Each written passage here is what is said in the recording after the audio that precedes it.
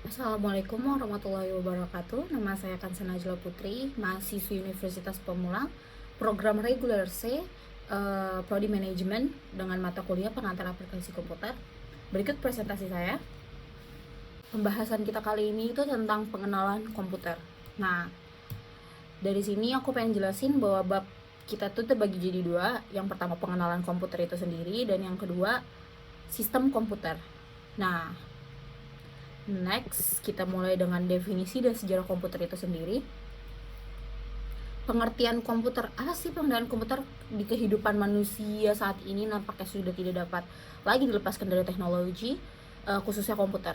Nah, bahkan banyak peralatan berbasis komputer saat ini yang umum digunakan dimiliki oleh masyarakat, misalnya seperti PDA, Personal Data Assistant, and then Global Position System, GPS, as you know, for your location or something, and then mobile computer, desktop or laptop. Terus ada mobile phone, like handphone, your phone actually, translator and else, dan yang kedua komputer itu diambil dari bahasa Latin yaitu computer, which is berarti menghitung, to compute or to reckon. Kata komputer semula dipergunakan untuk menggambarkan orang yang bekerja untuk perhitungan aritmatika dengan atau tanpa alat bantu, tetapi arti kata ini kemudian dipindahkan kepada mesin itu sendiri. Nah, oke, next, di sini ada beberapa pengertian komputer dari beberapa ahli.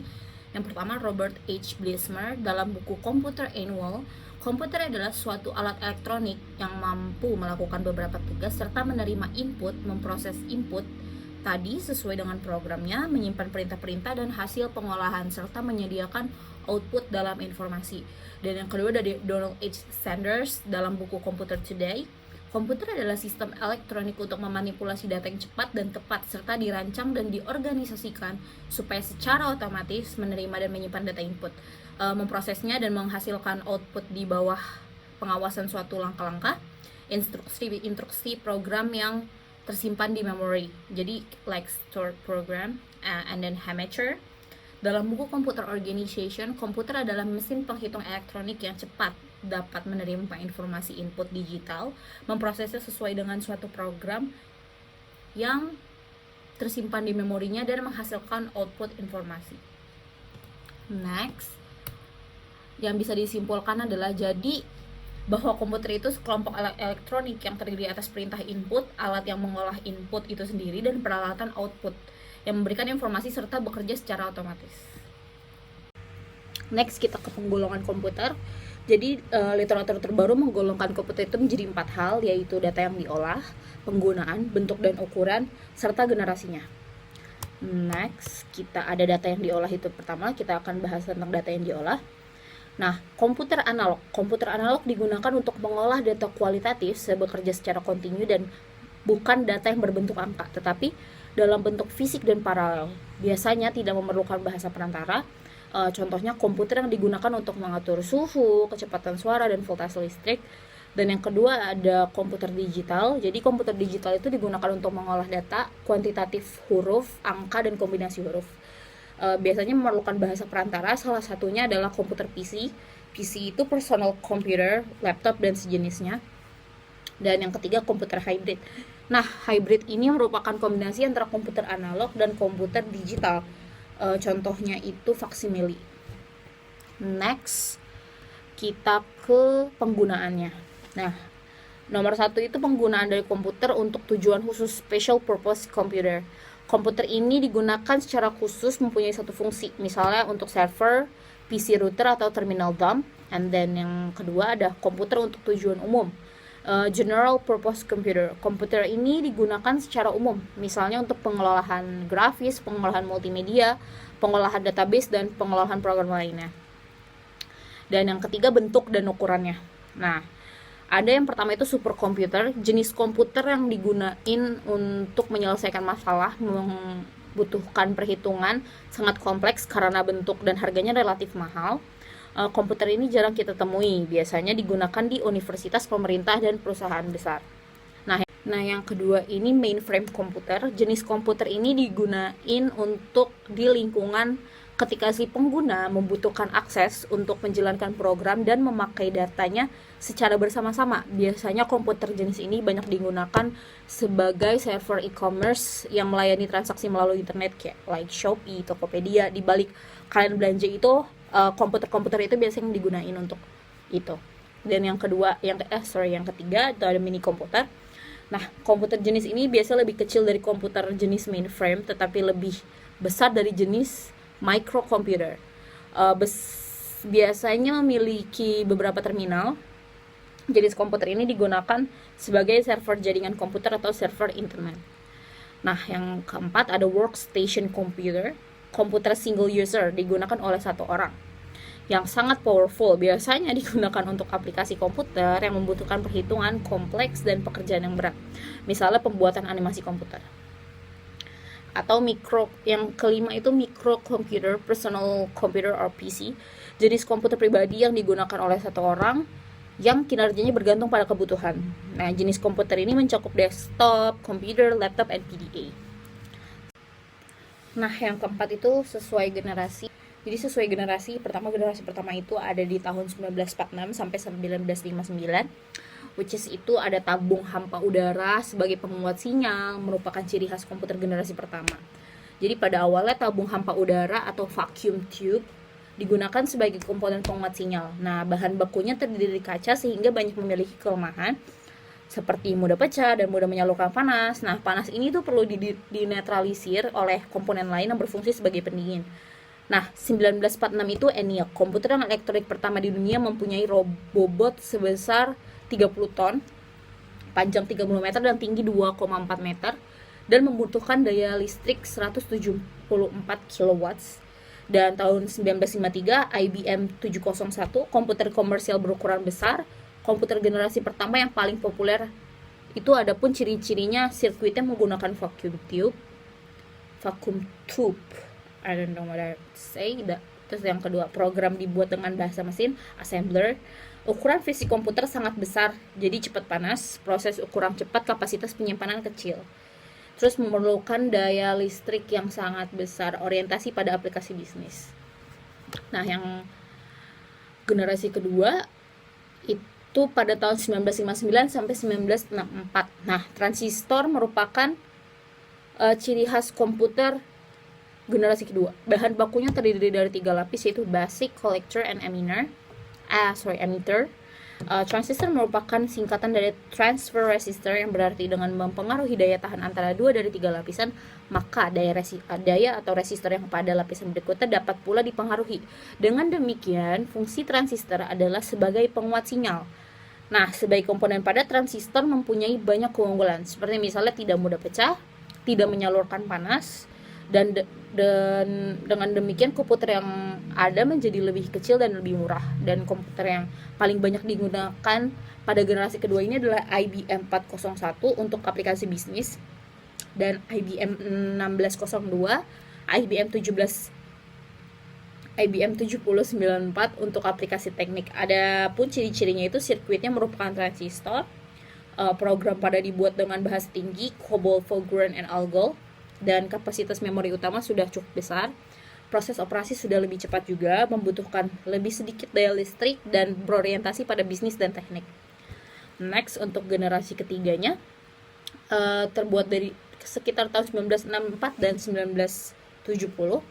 Nah, untuk 1964 ini ada IBM S360, komputer generasi ketiga pertama yang digunakan untuk aplikasi bisnis dan teknik.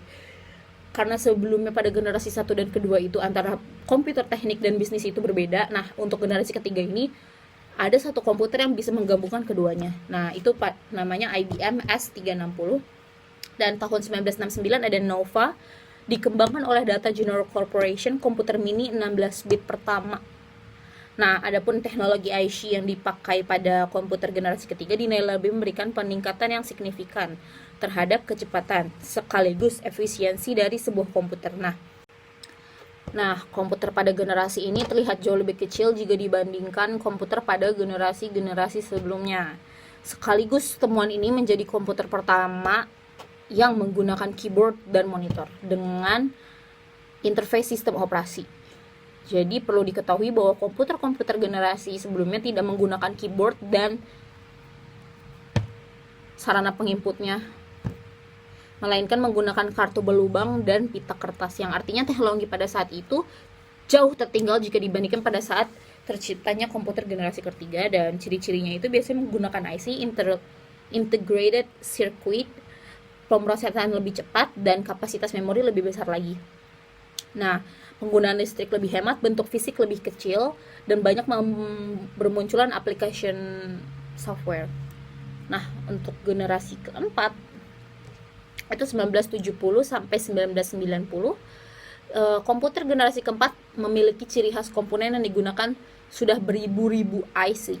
Jadi yang digunakan menjadi sebuah chip disebut LSI, Large Scale Integration, atau disebut juga dengan Bipolar Large Scale Integration, BLSI. Juga telah dikembangkan mikroprosesor dan semikonduktor yang berbentuk chip untuk memori komputer. Nah, komputer generasi ini antara lain IBM 370, komputer untuk komersial dinamakan Cray 1, Apple 1, Apple 2, terus komputer IBM PC yang pertama Pentium 2, AMD K6 3D, dan pada komputer generasi keempat ini sudah menggunakan sistem operasi Windows yang pertama. Dan next, untuk generasi kelima dari 90-an, tahun 90-an sampai sekarang, biasanya memiliki ciri bahwa pengembangan dari chip yang disebut LSI atau disebut juga dengan BLSI menjadi VLSI, dikenal juga dengan sebutan generasi Pentium. Bisa kita lihat di sini. Dan yang kedua, kita lanjut ke bab selanjutnya, yaitu sistem komputer. Nah, sistem komputer itu pertama kita dari komputer jadi ke software, and then kita mengenal hardware dan brainware. Jadi untuk hardware itu terdiri dari input, proses, output. Untuk software itu sistem operasi, program aplikasi. Nah, dan untuk brainware itu dari operator, programmer, sistem analis. Nah, next, pengertian dari hardware. Hardware itu peralatan fisik dari komputer itu sendiri. Nah, peralatan fisik itu dapat dilihat, dipegang, ataupun dipindahkan. Contohnya seperti monitor kalian, monitor, keyboard, and then CPU. Itu dalam bentuk hardware yang bisa dipegang, dilihat, dan dipindahkan. Nah, untuk input itu sendiri adalah proses pemasukan data ke dalam proses komputer melalui alat input device. Nah, biasanya input device itu termasuk keyboard, ya kan, atau mouse. Terus ada processing, itu proses pengolahan data dengan alat pemroses yang berupa proses menghitung, membandingkan, mengklasifikasi, mengurutkan, mengendalikan, atau mencari di storage. Itu ada di CPU. Dan output itu proses menghasilkan output dari pengolahan data dengan menggunakan alat output, yaitu berupa informasi. Jadi alat output itu contohnya monitor kalian, dan itu dalam bentuk informasi berupa gambar, tulisan. Tapi jika kalian dalam output berbentuk suara, itu bisa speaker, headphone, headset. Itu bisa masuk ke kategori hardware. And then next, software. Software itu suatu prosedur pengoperasian dari komputer itu sendiri ataupun berbagai prosedur dalam hal pemrosesan data yang telah ditetapkan sebelumnya. Itu masuk ke sistem operasi. Nah, sistem operasi itu yang bertugas mengontrol dan mengkoordinasikan penggunaan hardware untuk berbagai aplikasi untuk bermacam-macam pengguna. Nah, yang kedua itu program aplikasi.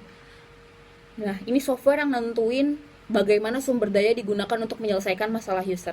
Kayak gitu. Nah, yang ketiga ini brainware. Brainware itu contohnya kita. Jadi orang-orang yang bekerja secara langsung dengan menggunakan komputer sebagai alat bantu. Nah, ataupun orang-orang yang menggunakan komputer tetapi menerima hasil kerja dari komputer yang berbentuk laporan, which is bos kalian dan pekerjanya kalian. Itu termasuk brainware juga. Nah, ada sistem analisis. Nah, sistem analisis ini orang yang bertugas mempelajari, menganalisa, merancang, dan membentuk data secara elektronik berdasarkan aplikasi yang dipesan oleh pemakai jasa komputer. Kedua, programmer yang bertugas di dalam data processing programming berdasarkan program spesialisasinya. Dan next kita ke operator yang bertugas. Nah, operator itu yang bertugas mempersiapkan komputer untuk memproses suatu program, mulai dari menghidupkan komputer, mulai dari menjalankan komputer, mengoperasikan program-program komputer atau aplikasi komputer. Nah, sekian pembahasan video dari saya. Kurang lebihnya mohon dimaafkan. Saya Kansa Najla Putri pamit undur diri, dan terima kasih untuk Bapak dosen telah memberikan tugas presentasi terhadap saya, serta rekan-rekan mahasiswa dan mahasiswi semuanya. Semoga bermanfaat. Assalamualaikum warahmatullahi wabarakatuh. Terima kasih.